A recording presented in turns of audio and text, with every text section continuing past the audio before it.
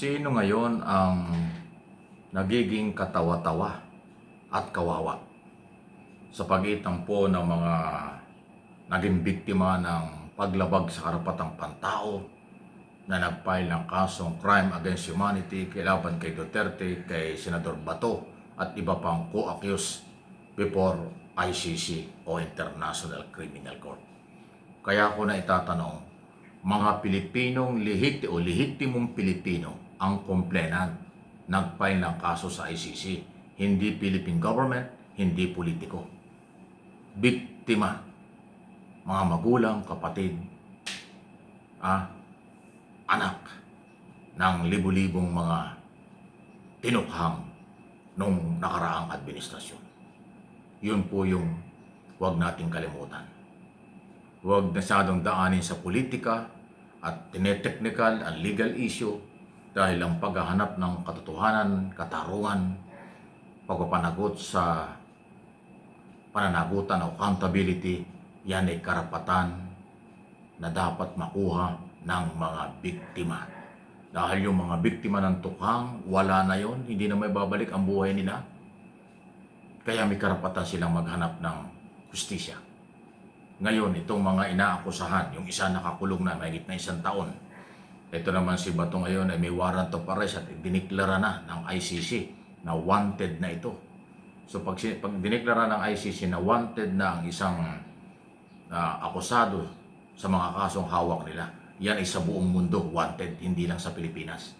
Kasi pag may warrant of arrest ka, kahit saan lugar ka sa buong mundo, kung saan ka man pupunta, ikaw ay huhulihin kasi wanted ka. Kahit dito sa Pilipinas, ang turing dyan ng ICC, wanted na sa sariling bansa ang ating isa sa mga senador kasi may kaso sa ICC. Okay? So, yan po yung nangyayari. Ngayon, sa side ni Senador Bato, kasi napaliwanag ko na, katotohanan lang at katarungan ang hinahanap ng mga biktimang Pilipino.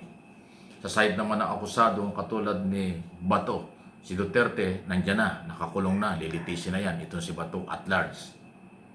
Sabi ng Solicitor General, takas sa batas. Dahil may warrant of arrest, tinakbuhan, tinaguan, nawala na. Napunta na Senado, nawala. Ngayon ay pinaghahanap na siya ng NBI at ng pulis. Pero siya po ay huwag natin kalimutang senador. Dapat ang senador na gumagawa ng batas, siya yung dapat maging halimbawa sa pagsunod sa batas. O merong legal issue dyan, iba daw ang karapatan ng ICC kaysa sa lower court or Philippine court. Okay? Pero ito ho kasi ang nangyari na huwag nating kalimutan. Kaya walang kaso si Duterte at si Bato sa Pilipinas, walang tiwala ang pamilya ng biktima ng human rights violation sa Philippine Court. Noong mga panahon yun, 2017, nagsimulang sila mag-file ng kaso during Duterte administration. Kaya nagpunta ng ICC dahil member tayo ng ICC noong mga panahon yun. Bago nangyari ang di umano'y human rights violation, bago nangyari ang pagpapile ng kaso o nag-file ng kaso before ICC, member pa tayo ng ICC. Huwag natin kalimutan yun. Kaya legal na legal yan. 2019 lang tayo umalis sa ICC, pero nandun na yung kaso, nandun na yung reklamo. Ayun. Kaya merong jurisdiction ang ICC. Ngayon, ang issue yung the warrant of arrest ng ICC bago ipatupad, dapat munang merong Philippine court o dumaan sa Philippine court. Ayan, legal issue yan. Merong naniniwalang ganon, merong naniniwalang hindi kailangan yon. Ayan, yan ang pinagdidibatihan. Okay? Pero habang pinagdidibatihan yan, nawawala si Senator Bato. Ang problema, kung alam mo kung pangkaraniwang pulis lang, pangkaraniwang mamamayan si Bato, pwedeng maintindihan natin, baka hindi niya alam ang batas. O baka pili niya ay siya ay argabyado. Pero ang problema kasi siya ay dating Director General ng PNP at siya ngayon ay senador. Pangalawang term na. Ibig sabihin, ibang level yan. Alam niya ang responsibilidad ng isang tao kapag may kaso, kapag may warrant of arrest. meron niyang pananagutan. Pero hindi naman ibig sabihin, kinasuhan ka at warrant of arrest, guilty ka na. May due process nga dyan eh. Kaya lang, dahil ang crime against humanity, non-bailable offense, talagang makukulong ka. Katulad ni Duterte, 1 taon ang nakakulong, wala pang actual trial, pero nakakulong kasi nga merong arrest order na ilabas at naaresto siya. Yun siguro ang iniiwasan ni Bato de la Rosa. Makulong siya habang tinatrial. Ayaw niyang makulong na katulad ng nangyari kay Duterte. Abay, kung yan ho yung inisip niyo before, di sana walang pananagutan. Kung yan na yung inisip niyo nung kayo ay nasa serbisyo pa na, sandali, hindi kami gagawa ng ganito. Baka makasuhan kami sa ICC, baka crime against humanity. Dapat nakaiwas. Kaso hindi yata nyo inisip yun. Akala nyo sige-sige lang. Ay ngayon. Diba? Katulad ng mga iba pang retired general. Kung sila man ay sumunod sa utos sa kanila ng Pangulo noong mga panahon yun. Pero hindi nila inisip na kapag nawala na sa posisyon ng Pangulo at kinasuhan sila, kanya-kanya na yun. Yun ang mabigat. Di ba? Pero ganun pa man, pinapaliwanag natin ito, hindi ko po sinasabing guilty si Duterte, si Bato, at saka yung iba pang mga general.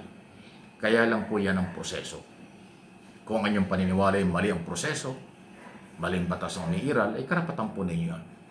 Pero ako, lagi kong sinasabi rito, may karapatan ang korte, ang warrant of arrest, at higit sa lahat, may karapatan maghanap ng katotohanan at katarungan ang pamilya ng biktima. Huwag nating kalimutan yon.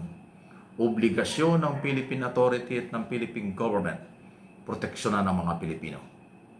Hindi obligasyon at hindi tamang gawin ng gobyerno, siya pa yung mang-aapi at aabuso sa karapatang pantao ng Pilipino. Yun kasi ang magkaiba. Kaya ang Philippine government under Marcos administration, ang obligasyon nila, tulungan. Excuse me po. Excuse me po, nakasig tuloy ako. Excuse me. Tulungan na maibigay ang katarungan sa Pilipinong biktima. Yun po yun.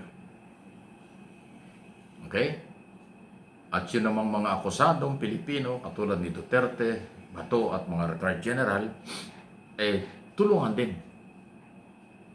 sa kung ano mga legal na pamamaraan. Kasi nasa sa korte na ho yan Lawyer to lawyer na yan. Ebidensya laban sa ebidensya. Hindi naman pwedeng ang gobyerno ay manahimik na lang ng ganun-ganon na walang pakialam. Hindi po. Ang presidente ng bansa noon at ngayon at mga susunod na araw, obligasyon nila na laging magbigay ng respeto, pangalaga sa bawat Pilipino, anuman ang kasarian niyan at relihiyon at politikang kinaaniban.